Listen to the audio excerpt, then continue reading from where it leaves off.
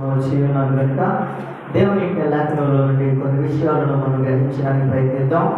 మనము పోయిన వారం తెలుసుకున్నటువంటి ఒక రాజు గారిని మనం పరిచయం చేసుకున్నాం. అతని పేరు ఆశ. ఒక రాజుని నేను మీకు పరిచయం చేశాను. అతని పేరు ఏం చెప్పాను? ఆశ గురించి నేను మీకు కొన్ని విషయాలు చెప్పాను. ఆశ తన జీవితంలో చేసినటువంటి దేవుడు తన జీవితంలో చేసినటువంటి అద్భుతమైన కార్యాలను బట్టి దేవుడిని తను చూపించేటువంటి కృతజ్ఞతాస్తుతులు. ఆశ తన జీవితంలో ఉన్నది కొంచెం మంది సైనికులైనా సరే ఎదుర్కొంటూ వచ్చేటువంటి బహు భయంకరమైనటువంటి సైనికులతో పోరాడడానికి దేవుడు కృప చూపాడు. అంత మాత్రమే కాకుండా మనం రెండవసారి తెలుసుకున్నది యెహోషాపాతు రాజు గురించి మనం నేర్చుకున్నాం. యెహోషాపాతు రాజు ఒక్కసారిగా 3 దేశస్తులు కలిసి తన మీదకి దండెత్తి యుద్ధానికి వస్తూ ఉన్న సమయంలో ఆ యెహోషాపాతు రాజు చేసినటువంటి పని దేవుని దగ్గరికి వచ్చి, ప్రభువా, నీవు తప్ప నాకు వేరే దిక్కు లేదు, నేను అసలు ఈ యుద్ధానికి వెళ్ళలేను, నాకు నువ్వే సహాయం చేసేదని చెప్పి 2 చేతులు ఎత్తేసినప్పుడు దేవుడు తనతో మాట్లాడి, యెహోషాపాతు రాజా, నువ్వు భయపడాల్సిన అవసరం లేదు, ఈ యుద్ధం నువ్వు కాదు చేసేది, దేవుడైన యెహోవాయే ఈ యుద్ధం జరిగించిపోతూ ఉన్నాడని చెప్పి యెహోషాపాతు రాజు గొప్ప ఆధిక్యతను ధైర్యాన్ని పొందుకోవడానికి దేవుడు కృప చూపాడు. ఈరోజు నేను మీకు మరొక రాజును నేను జ్ఞాపకం చేస్తూ ఉన్నాను. దినవృత్తాంతంలో గ్రంథము 2వ దినవృత్తాంతంలో 33వ అధ్యాయంలో మీకు రాజు ఆయన కనిపిస్తాడు. దయచేసి చూడండి ఒకసారి. దినవృత్తాంతంలో 2వ గ్రంథము 33వ అధ్యాయము మొదటి వచనం నుంచి చదువుకుందాం. చూడండి. మనష్షే ఏలనారంభించినప్పుడు 12 ఏళ్ల వాడై యెరూషలేములో 55 సంవత్సరములు ఏలను. చాలమ్మా. ఇక్కడ మనకి కనిపిస్తున్నటువంటి ఈ రాజు గారి పేరు ఏంటది? ఈ రాజు పేరేంటి? మనష్షే.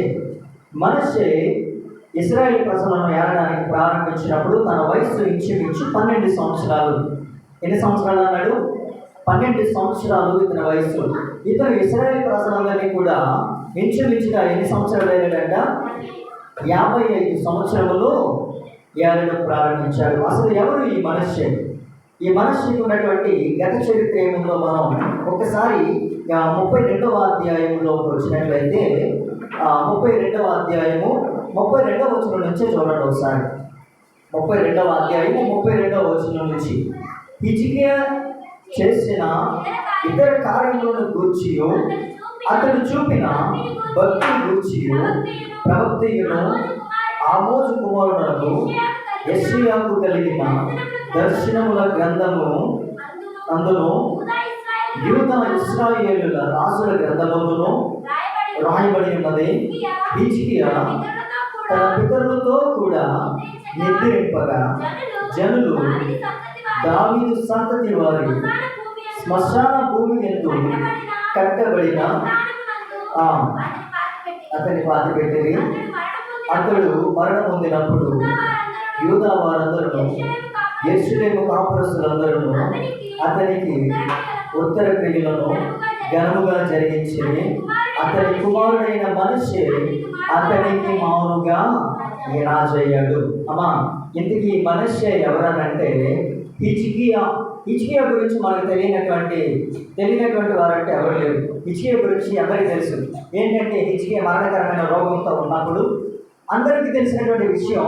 హిజ్కియా గురించి నేను నెక్స్ట్ వారంలో అంటే వచ్చే వారంలో హిజ్కియా రాజు గురించి అతను చేసినటువంటి కార్యాల గురించి నేను మీకు వివరిస్తాను. అందరికీ తెలిసినటువంటి గొప్ప విషయం ఏంటంటే హిజ్కియా మరణకరమైన రోగంలో ఉన్నప్పుడు ఒక దైవజనుడు అతని దగ్గరికి వచ్చి, నువ్వు చనిపోబోతున్నావు అని అనగానే అతను చేసినటువంటి ప్రార్థనకు ప్రతిఫలమే తిరిగి మరల 15 సంవత్సరాల ఆయుష్కాలాన్ని పొందుకోగలిగాడు. అంత గొప్ప రాజు. అతను చేసినటువంటి కార్యాలు చాలా గొప్పవి. ఇశ్రాయేలు పట్ల తను చూపించినటువంటి కృప చాలా అత్యున్నతమైనటువంటి కృపను చూపించాడు. ఇశ్రాయేలు పట్ల తను ఎంత మాత్రం కూడా స్వార్థపూరితమైనటువంటి పరిపాలించలేదు. హిజ్కియా దేవుడు అంటే భయము భక్తి కలిగినటువంటి వ్యక్తి. దేవుడికి చాలా దగ్గరగా ఉండేటువంటి వ్యక్తి. ఎంత దగ్గరగా ఉండేవాడంటే మరణకరమైన రోగము తను వెంటాడినప్పటికీ కూడా ఆ రోగము నుంచి మరలా తిరిగి బ్రతికి 15 సంవత్సరాల ఆయుష్కాలాన్ని పొడిగించుకునేటువంటి గొప్ప వ్యక్తి అతను. అంత గొప్పవాడికి పుట్టినటువంటి వ్యక్తి ఈ మనష్షే. హిజ్కియా చనిపోయిన తర్వాత మన హిజ్కియాకి బదులుగా ఇశ్రాయేల్ ప్రజలందరినీ ఏలడానికి 12 సంవత్సరాల వయసులో మనస్సు ఏం చేశాడు? రాజుగా పట్టాభిషేకం తీసుకున్నాడు. పట్టాభిషేకం తీసుకున్నటువంటి వ్యక్తి తన తండ్రిలా పరిపాలించాడా? తన తండ్రి చేసినటువంటి కార్యాలు చేశాడా? ఈ మనస్సు ఏలడం ఎలా ఉందో ఒకసారి చూద్దాం. చూడండి, 2వ వచనం దగ్గర నుంచి చదువుదాం. ఇతడు ఇశ్రాయేలుల ఎదుట నుండి యెహోవా వెళ్ళగొట్టిన అన్యజనులు చేసిన హేయక్రియలు అనుసరించి యెహోవా దృష్టికి చెడు నడత నడవడం ప్రారంభించాడు. ఆ మాట అర్థమవుతున్నాయా అమ్మ? నా వాక్యం మీకు అర్థమవుతుందా? హిజ్కియా చాలా గొప్పవాడు, దేవుడు అంటే భయభక్తి కలిగినటువంటి వ్యక్తి. హిజ్కియా ప్రతి విషయంలో కూడా ప్రార్థనాపూర్వకంగా జీవించేటువంటి వ్యక్తి. మరణకరమైన రోగంలో నుండి కూడా తిరిగి మరణాన్ని జయించి 15 సంవత్సరాల ఆయుష్కాలాన్ని పొడిగించుకోగలిగేటువంటి వ్యక్తి హిజ్కియా. అతనికి పుట్టినటువంటి కుమారుడు ఏం చేశాడో తెలుసా? హిజ్కియా నడవలసిన బాటను మానేసి హిజ్కియా చేసినటువంటి కార్యాలు విడిచిపెట్టి తనకు నచ్చినట్టుగా దేశాన్ని ఏలడం ప్రారంభించాడు. తనకు ఎలా అనిపిస్తే అలా ఇశ్రాయేలు ప్రజలందరినీ నడిపించడం ప్రారంభించాడు. ఇది ఎంతవరకు సవ్యం ఒకసారి ఆలోచించండి. తండ్రి చూస్తేనేమో దేవుని క్రియలను అనుసరించేవాడు, దేవుడు విధించినటువంటి కట్టడలను పాటించేవాడు, దేవుడు ఏ రీతిగా ఇశ్రాయేలు ప్రజలను నడిపించమంటే ఆ రీతిగా నడిపించుకుంటూ వచ్చేవాడు. కానీ కుమారుడు మాత్రం తన సొంత నిర్ణయాలు తీసుకొని దేవుడి పిల్లలను అన్య దేవతల వైపుకు మళ్లించడం ప్రారంభించాడు. అక్కడ మీరు స్పష్టంగా చూడండి, అతడు ఇశ్రాయేలుల ఎదుట నుండి యెహోవా వెళ్ళగొట్టిన అన్యజనులు చేసిన హేయక్రియలను గురించి యెహోవా దృష్టికి ఏం చేశాడు? ఇతను చెడు నడతను నడవడం ప్రారంభించాడు. ఇంకా చదువుకుంటూ వద్దాం కిందకి. ఇతడు తన తండ్రి అయిన హిజ్కియా పడగొట్టిన ఉన్నత స్థలములను తిరిగి మరలా కట్టించాడు. బయలుదేవతకు బలిపీఠములను నిలిపి దేవతా స్తంభములను చేయించి ఆకాశ నక్షత్రములన్నిటినీ పూజించి కొలిచెను. మరియు నా నామము ఎన్నటన్నిటికి ఉండునని యెరూషలేమునందు ఏ స్థలమును గురించి యెహోవా సెలవిచ్చెనో అక్కడనున్న యెహోవా మందిరమందు అతడు బలిపీఠములను కట్టించాడు. అర్థమైందమ్మా? దేవుడికి హేయక్రియలు అంటారు వీటన్నిటినీ కూడా. బైబిల్ గ్రంథంలో మనకి దేవుడు నేర్పిస్తున్నటువంటి మాటలు ఏంటంటే, మునుపటి వాటిని నువ్వు జ్ఞాపకం చేసుకోకూడదు, గతించిపోయిన సంగతులను నువ్వు ఆలోచించకూడదు అన్నది దేవుడు మనకి ఇచ్చినటువంటి నిబంధన. ఎంతమంది మునుపటి వాటిని ఆలోచిస్తూ ఉన్నారు? గడిచిపోయిన సంగతుల గురించి తలచుతూ ఉన్నారు?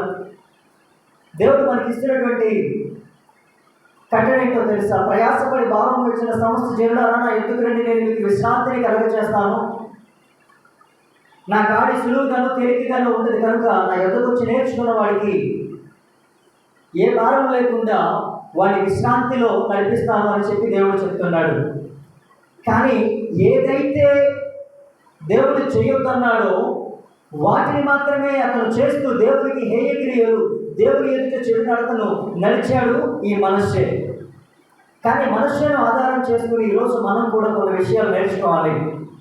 దేవుడు ఏదైతే మన జీవితంలో చేయొద్దు, ఏదైతే దాన్ని అనుసరించి నడవద్దు అని చెప్పేసి దేవుడు మనకు బైబిల్ గ్రంథం ద్వారా ప్రతిరోజు దైవజనుల ద్వారా మాట్లాడుతూ ఉంటాడు. వాటిని మాత్రమే అనుసరించి నడవడానికి ఇష్టపడుతూ ఉంటాం. ఒక విధంగా చెప్పాలంటే మనుష్యకి మనకి పెద్ద తేడా ఏమీ లేదనుకుంటున్నాను నేను. నా మాట అర్థమవుతున్నాయా? మనుష్యకును మనకి పెద్ద తేడా ఏమీ లేదనుకుంటున్నాను నేను.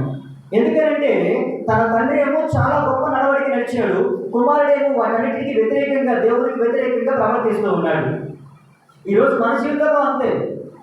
నీ దైవదాసుడు అమ్మా దేవుడు ఇలా మాట్లాడుతూ ఉన్నాడు, ఇటువంటి కార్యాలు చేయకూడదట, ఇలా నువ్వు చేయకూడదట, విశ్రాంతి దినమును పరిశుద్ధంగా ఆచరించాలంట.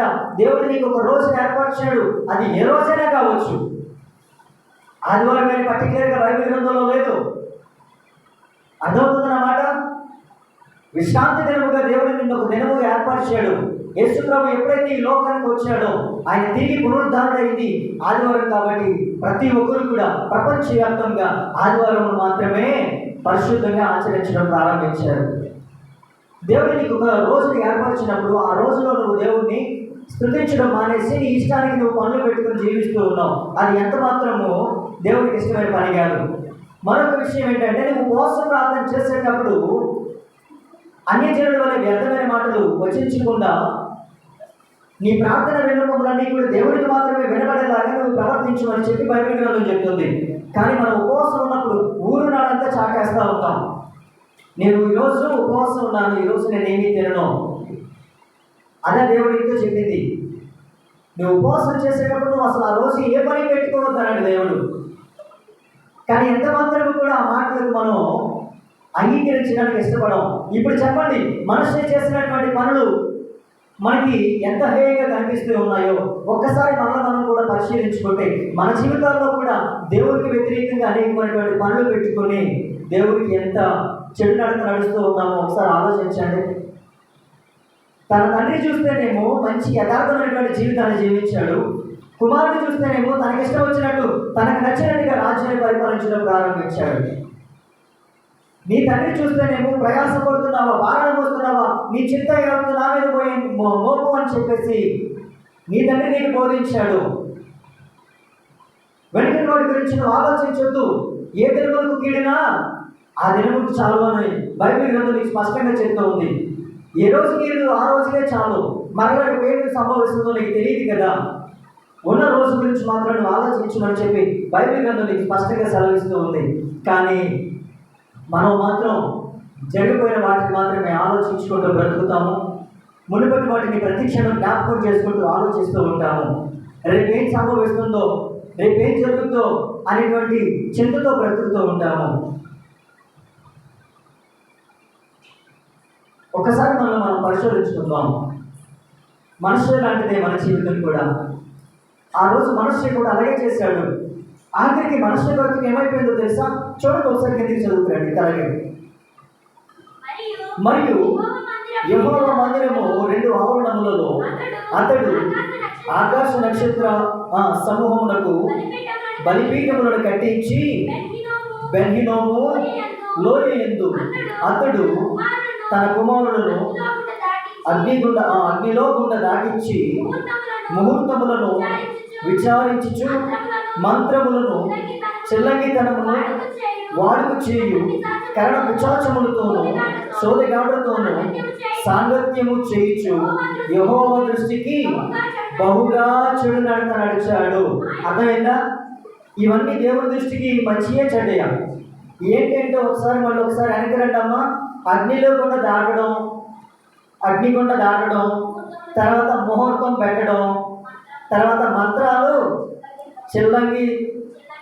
చిల్లంగితనము, కరణ పిశాచముతోనూ సోదెగాడులతోనూ సాంగత్యము చేయటం, ఇవన్నీ కూడా మనం చేస్తున్నాం కదా ప్రతిసారి.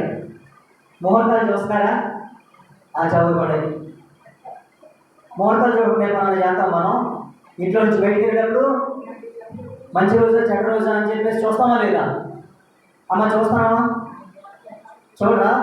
తర్వాత కరణ పిశాచాలంట, సోదెగాడులు, ఇవన్నీ కూడా మన జీవితాల్లో జరుగుతూనే ఉంటున్నాయి కదా. కానీ అతను అవన్నీ చేస్తూ ఉన్నాడు. ఇవి కూడా మన జీవితాల్లో జరిగేవేనమ్మా. జరగట్లేదు అనడానికి లేదు అక్కడ అవకాశం. నేను చేయట్లేదు అనడానికి లేదు. చాలామంది ఈ రోజుల్లో కూడా సో చేయించుకునే వాళ్ళు ఉన్నారు. అవునా కదా? కరణ పిశాచం ఇంటికి దిష్టి తీసేవాళ్ళు లేరా అమ్మా? ఉన్నారా లేరా? మరే లేదంటారా? కరణ పిశాచాలు అనగానే ఇంటికి దిష్టి ఇస్తున్నారా లేదా మీరు? ఏమైందమ్మా అంటే దిష్టి వేసిందండి, దిష్టి వేస్తున్నానండి. మరి కరణ పిశాచం కదా, చిల్లంగితనములు కదా అవన్నీ. దేవునికి ఇవేవి కూడా నచ్చేవి కాదు, దేవునికి ఇవేవి ఇష్టం కాదు. అక్కడ నీకు స్పష్టంగా దేవుడు మాట్లాడుతున్నటువంటి మాట ఏంటో తెలుసా? యెహోవా, తర్వాత ఎన్నో వచనంలో ఉన్నాం, యెహోవా దృష్టికి బహుగా చెడు నడతను నడుచుచూ వచ్చాడు. అర్థమైందమ్మా? ఆయనకి ఏం చేశాడు? కోపము పుట్టిస్తూ వచ్చాడు. ఇవన్నీ కూడా దేవునికి విరుద్ధమైనటువంటి పనులు మనసు చేయడం ప్రారంభించాడు. ఏదైతే దేవుడు వద్దన్నాడో, ఏదైతే చేయొద్దన్నాడో మరలా వాటన్నిటినీ కూడా మందిరంలోకి తీసుకొచ్చాడు. ఏమైతే దేవునికి ఇష్టం లేవో సోది చెప్పడం అని, కరణపించాల్సిన చేయడం అని, దిష్టి తీయడం అని, ముహూర్తాలు చూడడం అని, ఇవన్నీ కూడా దేవుడికి ఇష్టం లేనివి. దేవుడు నీకు ప్రతి దినములు కూడా, ప్రతి గడియలు కూడా పరిశుద్ధంగానే ఇచ్చాడు. ప్రతిదీ కూడా నీకు తయారు చేసేటప్పుడు ఇది మంచిది అని అన్నాడు. ఆయన అన్నాడా లేదా? ఆయన చెప్పాడు. ఈ లోకంలో ఆయన సృష్టించిన సృష్టి అంతా కూడా ఏ రోజైనా సరే ఆయన చేసిన దాన్ని ఒక్కసారి చూసుకున్నప్పుడు ఇది మంచిదని ఆయన తలచి మరలా రెండో రోజు ఇంకో పని ప్రారంభించేవాడు. మరి ఆయన మంచిది అన్నప్పుడు నువ్వు చెడ్డదానిగా ఎలా వర్ణించగలవు? ఆయన 7 రోజులు నీకు ఇచ్చాడు, అందులో ఒక రోజు మాత్రం నాది అన్నాడు, మిగిలిన 6 రోజులు నీ కోసం ఇచ్చేసాను అన్నాడు. ఈ 6 రోజులు నీ కష్టపడుకోవడానికి సమయం ఇచ్చినప్పుడు ఆయన మంచిది అని గ్రహించిన తర్వాత నువ్వు చెడ్డదని ఎలా నిర్ధారిస్తావు? ఈ గడియ మంచిది కాదు, ఈ గంట సరైనది కాదు అని చెప్పి నువ్వు ముహూర్తం ఎలా చూస్తావు? ఈ సమయంలోనే పలానా పని చేయాలని చెప్పి నువ్వు ఎలా అనుకుంటావు? ఇవన్నీ కూడా దేవుడికి ఇష్టమైనవా? బహుగా చెడునడతను నడిచేటువంటి కార్యాలు ఇవన్నీ కూడా. తర్వాత ఇంకొక మాట చూద్దాం. ఇంకా అక్కడి నుంచి ఇవన్నీ కూడా అతను చేసినందుకు దేవుడికి కోపం రావడం ప్రారంభించింది. కోపం రావడం ప్రారంభించిన తర్వాత చూడండి ఒకసారి 10వ వచనంలోకి వచ్చేద్దాం. 10వ వచనం దగ్గరికి వచ్చాను ఒకసారి. యెహోవా మనుష్యులకును అతని జనులకును వర్తమానము పంపినను వారు చెవి యొక్కకపోయి ఎన్నోసార్లు చెప్పారంట. ఎన్నోసార్లు దేవుడు అనేకమైనటువంటి ప్రవక్తల చేత, అనేకమైనటువంటి వ్యక్తుల చేత అతనికి, తన మనుషులకు, నేను అనుకుంటున్నాను నీకు నీ కుటుంబానికి ఎన్నో రకాలుగా దేవుడు బోధించాడు అనుకుంటున్నాను. అమ్మ, నువ్వు చేసేది మంచి పద్ధతి కాదు, నువ్వు చూసేటువంటి ఈ సూచనలు కరెక్ట్ అయినవి కావు, ఇవి దేవుడికి ఇష్టమైనవి కావు. ఇలాగా ఏంటవి చిలంగితనాలు చేయడాలు, ఇలా దిష్టిలు తీయడాలు, లేకపోతే మంచి రోజు లేదని చెప్పేసి ముహూర్తాలు పెట్టడాలు, ఇవన్నీ కూడా దేవుడికి ఇష్టం లేనివమ్మా. నీ బాధల గురించి, నీ పరిస్థితుల గురించి నువ్వు ఆలోచించడం కరెక్ట్ కాదమ్మా. లేనిపోయిన ఆలోచనలన్నీ కూడా మనసులో పెట్టుకుని నీ హృదయాన్ని భారంగా ఉంచుకోవడం కరెక్ట్ కాదమ్మా. దేవుడు అంటున్నాడు, నీ భారం అంతా నా మీద మోపం అంటున్నాడు కదా అని చెప్పి ఎంతమంది చెప్పినా కూడా మనసు ఏం చేశాడంట? చెవి యొక్కలేదు. నువ్వు ఎప్పుడైనా చెవి యొక్కావా మాటలకు? నువ్వు ఎప్పుడైనా లొంగావా మాటలకు? ఇన్నిసార్లు పాస్టర్ గారు చెప్పారు కదా, నీ పనుల భారము నా మీద మోపము, నీవు నాకు మొరపెట్టు, నేను నీకు ఉత్తరం ఇస్తాను, నువ్వు గ్రహించలేని ఘోరమైన సంగతులు నేను నీకు తెలియజేస్తాను. నీ దేవుడు నీ జీవితంలో అద్భుతమైన కార్యాలు చేస్తూ ఉన్నాడు. నీ దేవుడైన యెహోవా నీ జీవితంలో ఆశ్చర్యమైన కార్యాలు చేయడానికి సిద్ధంగా ఉన్నాడు. కానీ అవి నువ్వు పొందుకోలేకపోవడానికి గల కారణం ఏంటంటే ఇవన్నీ కూడా నీ హృదయంలో ఉన్నాయి. వీటిలో దేన్ని నువ్వు వదిలిపెట్టట్లేదు. వీటన్నిటిని పాటిస్తూనే ఉన్నావు, మరలా దేవుడి కార్యాల కొరకు ఎదురు చూస్తూ ఉన్నావు. నా మాట మీకు అర్థమవుతుందో లేదో, మీకు ఇప్పుడు ఏదైనా సమస్య వచ్చింది, ఏదైనా జ్వరం వచ్చింది, ఏదైనా బాధ వచ్చింది, ఏదైనా బలహీనత వచ్చింది, అయితే దేవుడు మిమ్మల్ని విడిచిపెట్టేసినట్టేనా? నేను మిమ్మల్ని ఒక ప్రశ్న వేయాలని అనుకుంటున్నాను. అసలు భక్తి అంటే ఏంటో మిమ్మల్ని ప్రశ్నించాలనుకుంటున్నాను నేను. నా ప్రశ్నకి ఎవరు సమాధానం చెప్తారు? భక్తి అంటే ఏంటి? సమాధానం కావాలమ్మా. భక్తి అనగా, సరే మీకు కొన్ని క్లూలు నేను ఇస్తూ ఉంటాను. ఒకసారి ఇందులో మీరేమన్నా భక్తి విషయంలో, అంటే భక్తి గురించి ఏమన్నా మీకు ఏమైనా ఆన్సర్ దొరుకుతుందేమో కొన్ని క్లూలు ఇస్తూ ఉంటాను. దేవుడు నాకు సమృద్ధి అయినటువంటి ఆహారం ఇస్తూ ఉన్నాడు. ఏ రోజు పనికి వెళ్ళినా కూడా చక్కగా జీతం ఇస్తూ ఉన్నాడు. నేను వాడుకోవడానికి మంచి వాహనాన్ని ఇచ్చాడు, ఉండడానికి మంచి ఇల్లు ఇచ్చాడు. కాబట్టి నేను ప్రతి క్షణం కూడా దేవుడు అంటే భక్తితో ఉంటున్నాను. అర్థమైందా? కాబట్టి నేను దేవుడు అంటే భక్తితో ఉంటున్నాను. కారణం ఏంటంటే నాకు అన్నీ అదంతటికి అవే సమకూర్చబడిపోతున్నాయి. ఏ రోజు లేదు, సమృద్ధిగా ఉంటుంది నాకు. ఏ రోజు నా మనసు ఖాళీగా ఉండట్లేదు, ఏ రోజు నేను అలసిపోవట్లేదు, ఏ రోజు నాకు రొంప దగ్గు జ్వరాలు ఎలాంటి ఏమీ రావట్లేదు. నేను సమృద్ధిగా ఉంటున్నాను. అంటే నేను దేవుడు అంటే భక్తితో ఉన్నట్ట? ఈరోజు నీ జీవితంలోకి జ్వరం వచ్చింది, ఈరోజు నీ జీవితంలోకి అప్పుడనే సమస్య వచ్చినాయి, ఈరోజు నీ జీవితంలోకి కుటుంబంలో కలహాలనే గొడవలు ప్రారంభమైనాయి అంటే నీ దగ్గర ఏమీ లేనట్టు, భక్తి లేనట్ట. నేను మిమ్మల్ని ఇంకొక బాగా అర్థవంతంగా తీసుకెళ్తున్నాను చూడండి. యోబు జీవితంలో తను దేవుడు అంటే చాలా భయభక్తులు కలిగినటువంటి వ్యక్తి. ఆ విషయం దేవుడే సాతానుతో చెప్పాడు. యోబు వంటి వాడు భూప్రపంచంలో లేడు, అతడు యథార్థవంతుడు, న్యాయవంతుడు, దేవుడు అంటే భయభక్తి కలిగి జీవించేటువంటి వ్యక్తి. ఊజు దేశంలో అతనికి మించినటువంటి వ్యక్తి లేడు అని చెప్పి దేవుడే చెప్పాడు. అయితే మరి అతని జీవితంలో ఒక్కసారిగా ఉన్నటువంటి కుమారులందరినీ కోల్పోయాడు, ఒక్కసారిగా ఆస్తిని అంతటిని కోల్పోయాడు, ఒక్కసారిగా తన ఆరోగ్య పరిస్థితి అంతటిని కోల్పోయాడు. అంటే అతనికి ఏమి లేదని అర్థం? భక్తి లేదని అర్థమా? ఇప్పుడు అర్థమవుతుందా వాక్యం? నీ జీవితంలో ఏదైనా కష్టం వచ్చిందంటే నీకు భక్తి లేదని అర్థమా? మరి భక్తి అంటే ఏంటి? భక్తి అనగా అర్థం ఏంటి? మీరు ప్రశ్నించుకోండి, మిమ్మల్ని మీరు ప్రశ్నించుకోండి. నేను అంటున్నాను, దేవుడి దగ్గరికి వచ్చి నీకు సమస్తం కలిగి ఉంటేనే దేవుడిని పూజిస్తావా? అన్ని సమృద్ధిగా ఇస్తేనే నేను దేవుడి దగ్గరికి వచ్చి ప్రభువా నీకు వందనాలని చెప్పేసి అంటావా? నీకు జ్వరం వచ్చినప్పుడు దేవుడితో నీకు పని ఉండదా? బాధ కలిగినప్పుడు దేవుడితో నీకు పని ఉండదా? అన్ని సమృద్ధిగా ఉంటేనే నీకు దేవుడు కావాలా? ఆలోచించడానికి ప్రయత్నించండి. ఈ ప్రశ్నకు సరైన సమాధానాన్ని వెతకడానికి ప్రయత్నించండి. అన్ని సమృద్ధిగా ఉంటే మాత్రమే దేవుడు కాదమ్మా. అన్ని సవ్యంగా జరిగితే మాత్రమే దేవుడు కాదమ్మా. మన జీవితం ఎప్పుడు సంతోషంగా ఉంటేనే దేవుడు కాదమ్మా. యోబు చూపించాడు అసలైన భక్తి. ఆ భక్తిని అలవర్చుకోవడానికి ప్రయత్నించాలి. ఇంట్లోకి కొద్దిగా జ్వరం వచ్చిందంటే చాలు గర్భవ పరిగెడుతో మంత్రాల దగ్గరికి. మంత్రాలు వేయించుకున్న వాళ్ళు లేరా ఇక్కడ? తాయితలు కట్టించుకున్న వారు లేరా ఇక్కడ? చిల్లంగితనాలు చేయించిన వారు లేరా ఇక్కడ? దిష్టులు చేయించిన వాళ్ళు లేరా ఇక్కడ? ఇవన్నీ కూడా దేవుడికి ఇష్టమైనయా? ఏదో కొద్దిగా జ్వరం వచ్చిందంటే అది నిన్ను బలపరచడానికి, ఇంకా నిన్ను భక్తిలో పెంచడానికి, ఇంకా నువ్వు దాన్ని ఏమంటారంటే పదులు పెడుతూ ఉన్నాడు నీకు. ఇంకా గట్టిగా నీవు పదులు పడతావనే కదా దేవుడి ఉద్దేశం. చిన్న సమస్య వచ్చిందంటే గర్భంలో పరిగెట్టడం కాదు, ప్రభువానికి ఈ సమస్య వచ్చింది, ఏదేమొచ్చినా కూడా నేను నిన్ను మాత్రం విడిచిపెట్టననేటువంటి ధైర్యం నీలో ఉండాలి. ఇవేవి కూడా చేయకండి, అవి దేవుడికి ఇష్టం కావు. ఈ ముహూర్తాలు చూడడం అని, ఈ తాయితులు కట్టడం అని, ఈ కర్ణపచాలు చేయించడం అని, ఇవేవి కూడా దేవుడికి ఇష్టమైనవి కావు. దేవుడికి ఇష్టంగా ఉండడానికి ప్రయత్నించండి.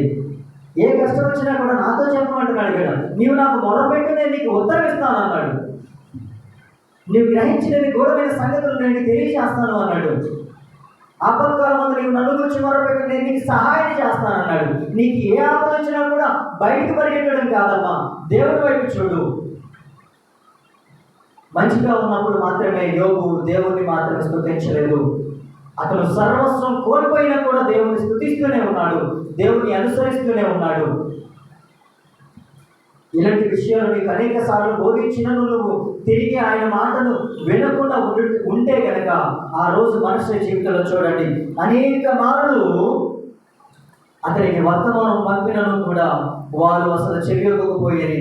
కాబట్టి యెహోవా అష్షూరు రాజు యొక్క సైన్య అధిపతులను వారి మీదికి రప్పించి మనస్సు తప్పించుకొని పోకుండా వారు అతన్ని పట్టుకుని గొలుసులతో బంధించి అతనిని బబులోనుకు తీసుకుని పోయి అతడు శ్రమలో ఉన్నప్పుడు తన దేవుడైన యెహోవాను బతిమాలుకుని తన పితరుల దేవుని సన్నిధిని తను తాను బహుగా తగ్గించుకుని ఏం చేశాడమ్మా? ఏం చేశాడు? కష్టం వచ్చేసింది, అప్పటిదాకా వెర్రవీగాడు. నేనే రాజునే, నేను ఏది చెప్తే అదే వినాలి, నేను ఏది చేయమంటే అదే చేయాలి, నేను చూపించిన మార్గం కూడా మీరు నడవాలి అని చెప్పి ఇష్టానుసారంగా వెర్రవీగినటువంటి వ్యక్తికి దేవుడు ఒక్కసారిగా కొట్టాడు దెబ్బ. వేరే దేశస్తులో ఉన్నటువంటి రాజుకి ఆజ్ఞాపించాడు, నువ్వు వెళ్ళి మనిషి మాత్రం తప్పించుకోకుండా వాడి మాత్రం ఈడ్చుకునిరా. వాడికి ఎలాంటి శిక్ష కావాలంటే వాడు మరలా తను చేసిన తప్పునంతా కూడా తెలుసుకొని నా మార్గాన్ని అనుసరించాలి అని. అమ్మా, ఈరోజు నీ జీవితంలో కూడా నా జీవితంలో కూడా ఇలాంటివి సర్వసాధారణంగా జరుగుతాయి. జాగ్రత్త. ఎన్నిసార్లు గద్దించిన విననోళ్ళని వారికి ఏం జరుగుతుంది? హఠాత్తుగా వచ్చేది శ్రమ, ఊహించని రీతిలో వచ్చేస్తుంది బాధ. ఎన్నిసార్లు చెప్పినా వినకుండా అమ్మా జాగ్రత్త, అమ్మా జాగ్రత్త, ఎన్నిసార్లు కూడా గద్దించినను లోబడిన వానికి హఠాత్తుగా వస్తుందమ్మా. ఆ రోజు మనుష్య జీవితం కూడా అలాగే అయిపోయింది. ఆ రోజు మనుష్య జీవితం కూడా ఎన్నోసార్లు దేవుడు చెప్పడానికి ప్రయత్నిస్తే వారు ఎంత మాత్రం కూడా వినడానికి ఇష్టపడలేదు. దేవుడు ఆజ్ఞాపించాడు, అశ్షూరు రాజుకు ఆజ్ఞాపించాడు. ఆజ్ఞాపించినప్పుడు ఏమైంది? అతన్ని తప్పించుకోకుండా పట్టుకుని గొలుసులతో బంధించి అతన్ని బబులోనుకు శ్రమల గుండా తీసుకువెళ్తున్నప్పుడు, శ్రమలో తను ఉన్నప్పుడు గుర్తొచ్చాడంట దేవుడు. ఏమంటున్నాడు?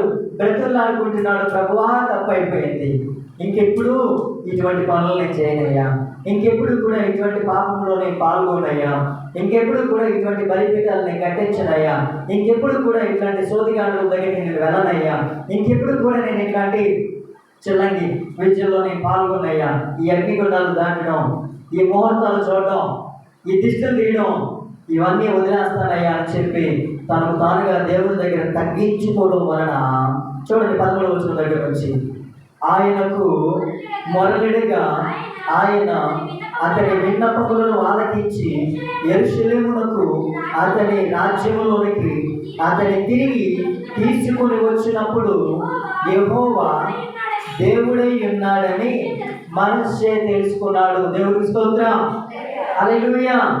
అప్పుడు తెలుసుకున్నాడు మనస్సే. ఎప్పుడు కష్టం వచ్చినప్పుడు, బాధ వచ్చినప్పుడు, కష్టంలో పడిపోయినప్పుడు, ఒక్కసారిగా పెళ్ళవీటిగా ఇంటి మీదకి వచ్చేసినప్పుడు, అయ్యో ఎందుకా నేను ఇలా చేశాను, ఎందుకా నా పరిస్థితి ఇలా అయిపోయిందని చెప్పి అప్పుడు తెలుసుకున్నాడు. బ్రతులాడుతున్నాడంట దేవుణ్ణి, అయ్యా నన్ను జ్ఞాపకం చేసుకోవా, ఈ బాధ నేను భరించలేకపోతున్నాను, నేను చేయకూడని పనులన్నీ చేశాను, నువ్వు ఎన్నిసార్లు చెప్పినా నేను వెళ్ళలేకపోయాను ప్రభా, ఈసారి నన్ను క్షమించు ప్రభు అని చెప్పి అప్పటికప్పుడు దేవుడు తన ప్రార్థన విన్నాడా లేదా? అమ్మా ఈరోజు నీ ప్రార్థన కూడా వినడానికి సిద్ధంగా ఉన్నాడమ్మా. నిన్ను నువ్వు తగ్గించుకుని మనసు ఏం చేశాడు? బ్రతులాడాడు మొదట, రెండవది తగ్గించుకున్నాడు. దేవుడు ఎదుటి ఏం చేశాడు? బ్రతులాడుకున్నాడు. దేవా నాకు సహాయం చెయ్యి, దేవా నాకు సహాయం చేయమని చెప్పి దేవుడి దగ్గర బ్రతులాడుకున్నాడు. రెండవది దేవుని ఎదుట తగ్గించుకొని ప్రార్థన చేశాడు.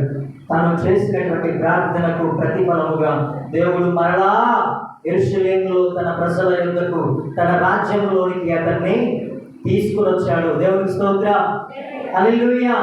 అప్పుడు అనుకుంటున్నాడంట, యెహోవాయే, ఎవరైనా యెహోవాయే దేవుడై ఉన్నాడని మనస్సే తెలుసుకునేను.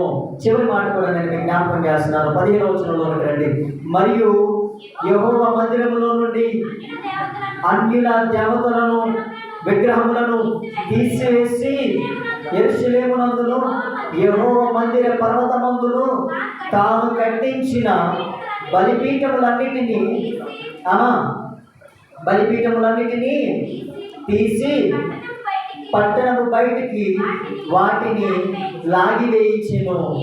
ఇదియుగాక అతడు యెహోవా బలిపీఠమును బాగు చేసి దాని మీద సమాధాన బలులను కృతజ్ఞత అర్పణలను అర్పించుచు ఇశ్రాయేలుల దేవుడైన యెహోవాను సేవించుడని యూదా వారందరికీ కూడా ఆజ్ఞయించడం ప్రారంభించాడు. దేవుని స్తోత్రం. అప్పటి వరకు తను చేసిన కార్యాలన్నిటినీ కూడా వదిలిపెట్టేశాడు. ఇంకెంత మాత్రము కూడా అవి చేయడానికి వీల్లేదు. ఇవేవి మనలను కాపాడవు, ఇవేవి కూడా కష్టాలు వచ్చినప్పుడు, బాధలు వచ్చినప్పుడు, శ్రమ వచ్చినప్పుడు మనలను కాపాడవు. కాబట్టి వీటన్నిటినీ ఇక నుంచి తీసేయండి. యెహోవాయే దేవుడై ఉన్నాడు, ఆయనకు మాత్రమే బలిపీఠం కట్టండి, ఆయనకు మాత్రమే కృతజ్ఞత అర్పణలు అర్పించండి, ఆయనను మాత్రమే స్తుతించండి అని చెప్పి తను మాత్రమే మారడం కాకుండా తనతో తన ఇంటి వారందరినీ కూడా మార్చుకోగలిగాడు. దేవుని స్తోత్రం. ఇటువంటి పనులు నువ్వు కూడా చేయగలిగితే ఈ రోజు నుంచి దేవుడిని విన్నపమును ఆలకించడానికి సిద్ధంగా ఉన్నాడు. ఇప్పటి వరకు దేవునికి వ్యతిరేకమైన పనులు చేస్తూ దేవుడికి చెడు నడుస్తూ జీవించవేమో. ఒక్కసారి నిన్ను ఆలోచించుకొని ఈ మనస్సు చేసిన కార్యాలన్నింటినీ కూడా తుడిచిపెట్టే. కావాలంటే ఇంటికి వెళ్ళిన తర్వాత 2వ దినవృత్తాంతాల గ్రంథము 33వ అధ్యాయము మొదటి నుంచి చివరి వరకు స్పష్టంగా చదువుకో. మనిషి చేసిన కార్యాలు నువ్వు కూడా ఏమైనా చేశావేమో, వాటన్నిటిని విడిచిపెట్టి దేవుడికి అనేక సార్లు చెప్పినా కూడా వాటిని వినకుండా నీ జీవితంలో వాటిని పాటిస్తూ వచ్చావేమో. తర్వాత నువ్వు కష్టంలో పడిపోయినప్పుడు, బాధలో పడిపోయినప్పుడు ప్రభువానుడు కంటే ముందుగానే దేవుడు నీకు బోధించినప్పుడు వాటిని అనుసరించడం మంచిది. మనిషి తప్పు తెలుసుకున్నాడు, తను చేసిన తప్పుకు పశ్చాత్తాపడ్డాడు, దేవుడి దగ్గర బ్రతుకులాడుకున్నాడు. మొట్టమొదటిది దేవుడి దగ్గర ఏం చేశాడు? బ్రతుకులాడాడు. రెండవది తనకు తానుగా తగ్గించుకుని ప్రభువా నాకు సహాయం చేయమని ప్రార్థన చేశాడు. అంత మాత్రమే కాకుండా అప్పటి వరకు తను చేసిన హేయ క్రియలన్నిటినీ కూడా తుడిచిపెట్టేశాడు. ఇంకెప్పుడు కూడా వాటిని మీరు పూజించొద్దు అని చెప్పి తనతో కూడా తన రాజ్యంలో ఉన్న వారందరికీ చాటించాడు. ఈ రోజు నువ్వు మారడం మాత్రమే కాదు, నీ ఇంటి వారందరితో కూడా చెప్పు, దేవుడికి ఇవన్నీ కూడా ఇష్టం కావు, దేవుడికి ఇవన్నీ కూడా నచ్చవు, ఇవన్నీ హేయ క్రియలు, ఇవన్నీ కూడా దేవుడి దృష్టిలో చెడు నడతలు. కాబట్టి మనం మారాలి, దేవుడికి అనుకూలంగా నడవాలి, దేవుడితో పాటు మనం జీవించాలి. ఆయన మాత్రమే మనకి ఏ కష్టం వచ్చినా, ఏ బాధ వచ్చినా, ఏ శ్రమ వచ్చినా, ఏ శోధన వచ్చినా ఆయన మాత్రమే తీసివేయగలడని చెప్పి నీ కుటుంబం అందరికీ బోధించాలి. దేవుడి మనకు దీవించిన గాక. ఆమేన్.